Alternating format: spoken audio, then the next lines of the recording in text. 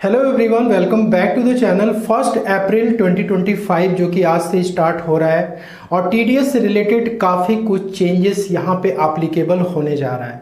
तो financial year 25-26 में TDS के रेट्स, टीडीएस की थ्रेशोल्ड लिमिट्स, इसमें एक मेजर चेंजेस है जो कि इस वीडियो में आज हम कवर करने वाले हैं। तो टीडीएस के जो मेजर चेंजेस एप्लीकेबल हो रहे हैं वो 1 अप्रैल 2025 से हो रहे हैं। तो दोस्तों, टीडीएस के चेंजेस को समझने के लिए यहाँ पे कुछ कॉलम्स को हम पहले क्लियर कर देते हैं। यहाँ पर सेक्शन का कॉलम है, देन पेमेंट का है, इसके बाद कौन पर्सन टीडीएस डिडक्ट करेगा, किस पर्सन का टीडीएस यहाँ पे डिडक्ट होने वाला है, किस रेट से होगा और टीडीएस की थ्रेशोल्ड लिमिट क्या है। तो सबसे पहला सेक्शन है सेक्शन 192, जिसमें कि सैलरी पेमेंट पे टीडीएस काटा जाता है और यहाँ पे जो एम्प्लॉयर होता है वो टीडीएस डिडक्ट करता है एम्प्लॉय का, और यहाँ पे स्लैब रेट से टीडीएस यहाँ पे डिडक्ट किया जाता है। तो फाइनेंशियल ईयर 25-26 में 12 लाख तक की यदि इनकम है तो आपका टीडीएस यहाँ पे नहीं कटने वाला है। आप मेक श्योर करें कि आपने अपने एम्प्लॉयर को न्यू टैक्स रेजिम का डिक्लेरेशन सबमिट किया हुआ है। यदि आपका एम्प्लॉयर न्यू टैक्स रेजिम में अपनी टीडीएस से रिलेटेड सारे कंप्लायंस कर रहा है तो उस केस में 12 लाख रुपए तक की इनकम पे आपका टीडीएस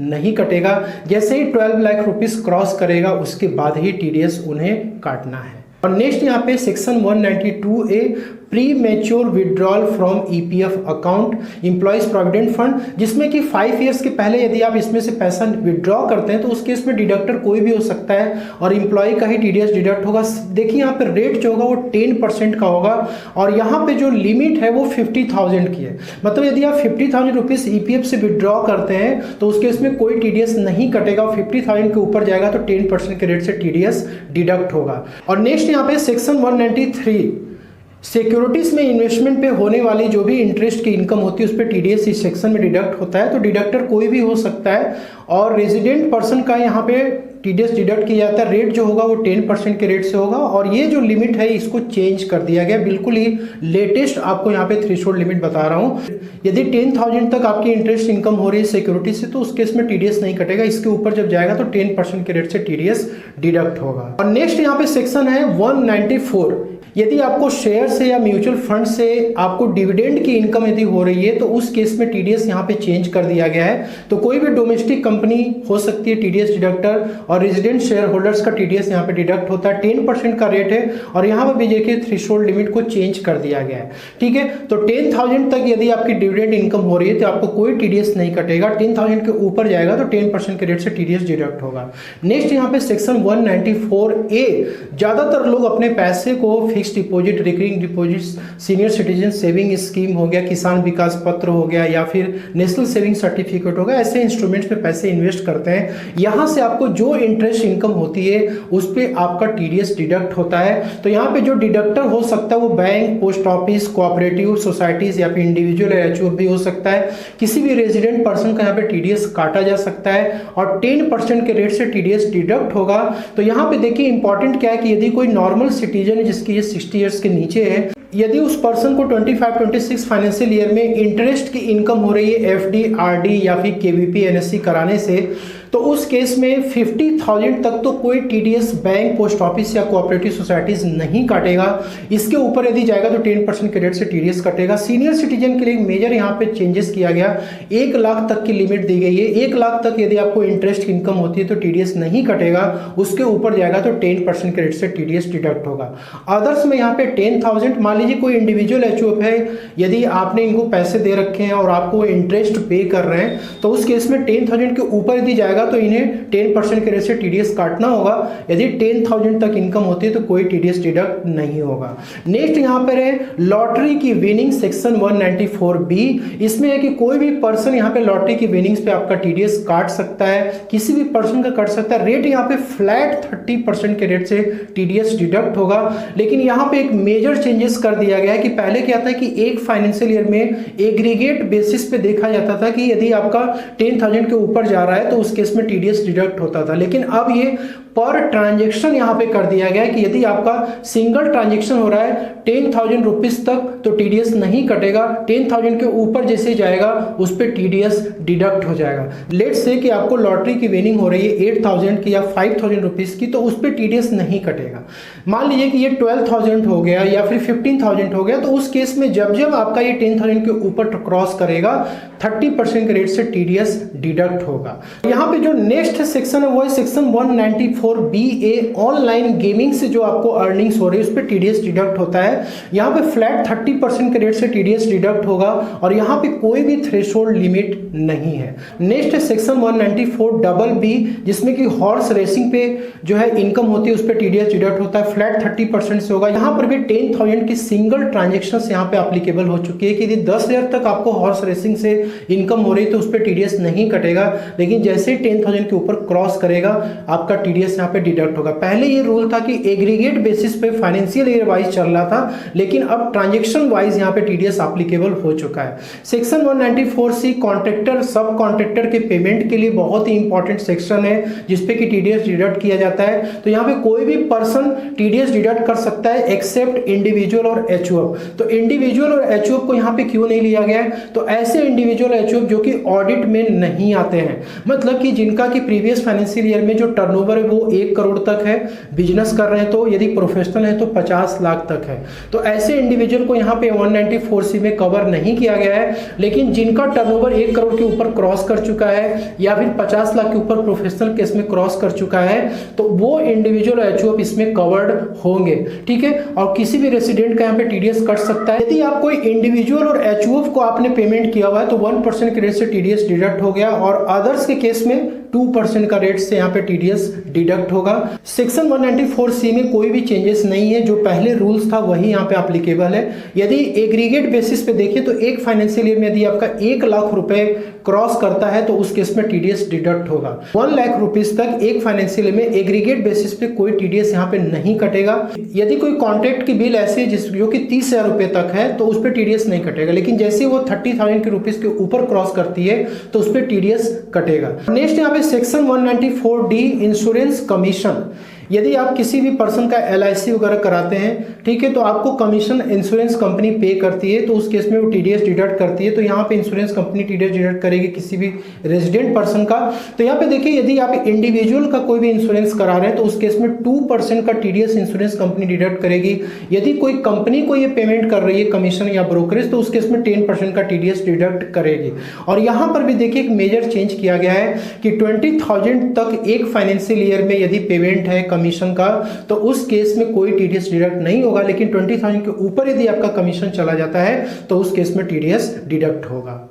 नेक्स्ट सेक्शन है सेक्शन 194DA के लिए LIC की तरफ से पॉलिसी होल्डर को जो पेमेंट किया जाता है, या तो उन्होंने पॉलिसी को सरेंडर कर दिया या फिर पॉलिसी मैच्योर हो चुकी है, तो उस टाइम पे जो भी पेमेंट आपको रिसीव होता है उस केस में इंश्योरेंस कंपनी टीडीएस डिडक्ट करती है। 2% का यहाँ भी रेट है। और यहाँ पे देखिए ये जो लिमिट है 1 लाख रुपए तक यदि आपको पेमेंट करती है इंश्योरेंस कंपनी तो उस केस में टीडीएस नहीं काटेगी, लेकिन 1 लाख के ऊपर यदि वो पेमेंट करती है एक फाइनेंशियल ईयर में तो 2% के रेट से टीडीएस काटेगी। इसके बाद next section 194G commission on sale of lottery tickets. तो यहाँ पे जो भी पर्सन अपॉइंट किया जाता है गवर्नमेंट की तरफ से लॉटरी को सेल करने के लिए, ठीक है, या फिर कोई और भी पर्सन है जो कि लॉटरी सेल करवा रहा है, डिस्ट्रीब्यूशन करवा रहा है, तो उस केस में उस पर्सन को टीडीएस डिडक्ट करना है क्योंकि वो लॉटरी सेल पे कमीशन पे करता है। तो कोई भी पर्सन ये हो सकता है, किसी भी पर्सन का टीडीएस काट सकता है, 2% के रेट से टीडीएस कटेगा। और यहाँ पर भी देख सकते हैं 20,000 रुपीज़ की लिमिट रखी गई है। यदि 20,000 तक आपका पेमेंट हो रहा है लॉटरी सेल करने से कमीशन का तो उसमें टीडीएस नहीं कटेगा, इसके ऊपर जाएगा तो टीडीएस डिडक्ट होगा।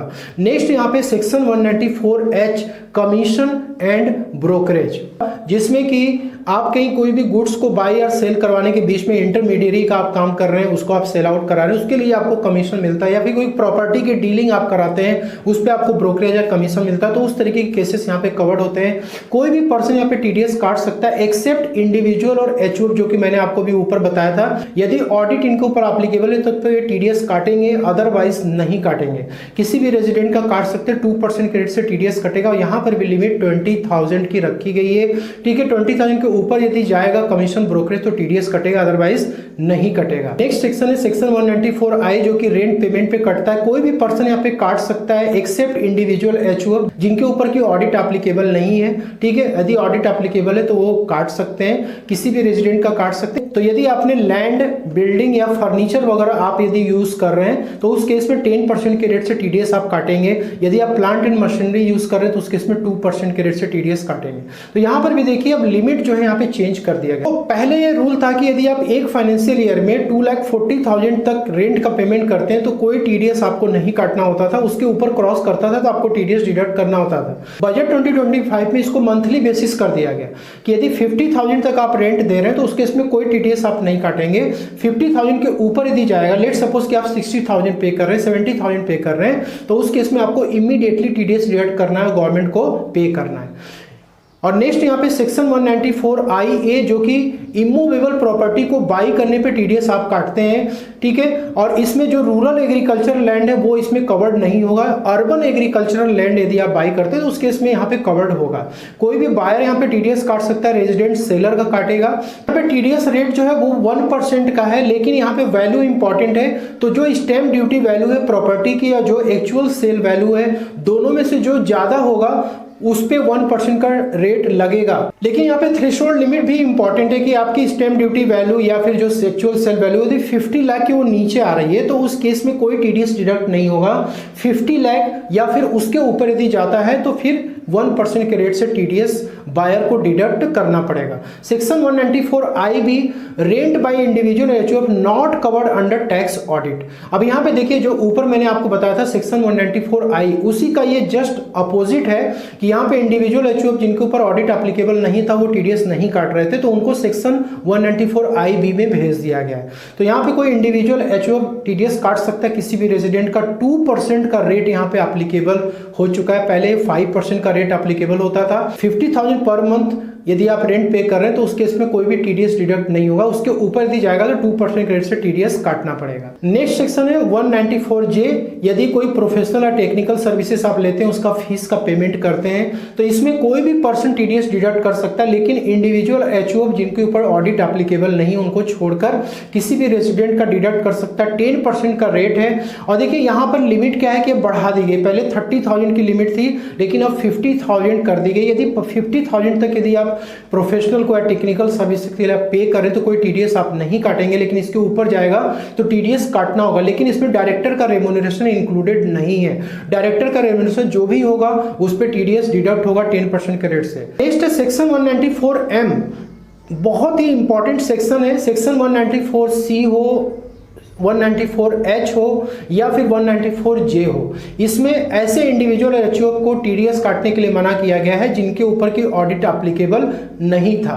तो उन इंडिविजुअल एचयूएफ को 194M में भेज दिया गया है। तो यहाँ पे यदि कोई कॉन्ट्रैक्टर का पेमेंट कर रहा है या फिर कमीशन दे रहा है, ब्रोकरेज या फिर प्रोफेशनल फीस का पेमेंट कर रहा है, तो उस केस में इंडिविजुअल एचयूएफ क्या करेगा, टीडीएस डिडक्ट करेगा। लेकिन ऐसे इंडिविजुअल एचयूएफ जो कि 194CH और जे में कवर्ड है उनको छोड़कर, तो यहाँ पे कोई भी रेजिडेंट पर्सन हो सकता है, 2% के रेट से यहाँ पे टीडीएस डिडक्ट होगा। और 50 लाख का यहाँ पे देखिए लिमिट दी गई है। तो यहाँ पे एक फाइनेंशियल ईयर में 50 लाख तक की लिमिट दी गई कि यहाँ तक यदि आप पेमेंट करते हैं इन पर्टिकुलर सर्विसेज के लिए तो उस केस में कोई टीडीएस आपको नहीं काटना है। इसके ऊपर जब जाएगा तो 2% के रेट से टीडीएस डिडक्ट होगा। इसके बाद नेक्स्ट यहाँ पे सेक्शन 194N जो कि बैंक, पोस्ट ऑफिस या कोऑपरेटिव सोसाइटी से जब कैश को विड्रॉ करते हैं उस पर टीडीएस डिडक्ट होता है। तो यहाँ पर भी bank, post office, cooperative societies TDS deduct कर सकती है, किसी भी पर्सन का कर सकती है। यहाँ पे देखिए इंपॉर्टेंट है कि टीडीएस आपका कब डिडक्ट होगा, तो आईटीआर फाइलिंग इंपॉर्टेंट है यहाँ पर सेक्शन 194N के लिए। तो यदि आप पिछले 3 साल की आईटीआर या फिर 3 साल में किसी 1 साल की भी आईटीआर आपने फाइल कर दिए, तो आपने यदि 1 करोड़ से ज़्यादा बैंक से कैश विड्रॉ कर लिया है तो उस केस में 2% के रेट से टीडीएस डिडक्ट होगा। लेकिन यदि आपने आईटीआर फाइल ही नहीं की है तो 20 लाख रुपए से ज़्यादा लेकिन 1 करोड़ रुपए तक यदि आपका विड्रॉल आता है तो 2% के रेट से टीडीएस बैंक या पोस्ट ऑफिस डिडक्ट करेगा। और यदि आपने 1 करोड़ के ऊपर यदि विड्रॉ कर लिया है तो 5% के रेट से टीडीएस डिडक्ट होगा। 1 करोड़ की जो लिमिट है वो आईटीआर फाइलर्स के लिए एप्लीकेबल है और 20 लाख की जो लिमिट है जो आईटीआर नहीं फाइल करते उनके ऊपर एप्लीकेबल है। तो टीडीएस के मैक्सिमम सेक्शंस को हमने कवर कर लिया है और 1 अप्रैल 2025 से ये मेजर चेंजेस आपको ध्यान में रखने चाहिए क्योंकि टीडीएस की कंप्लायंस अब काफ़ी इंपॉर्टेंट हो चुकी है। तो आशा करता हूँ कि वीडियो में दी गई जानकारी आपको पसंद है, अच्छी लगे लाइक शेयर जरूर करिएगा। मिलते हैं नेक्स्ट वीडियो में। Thank you so much.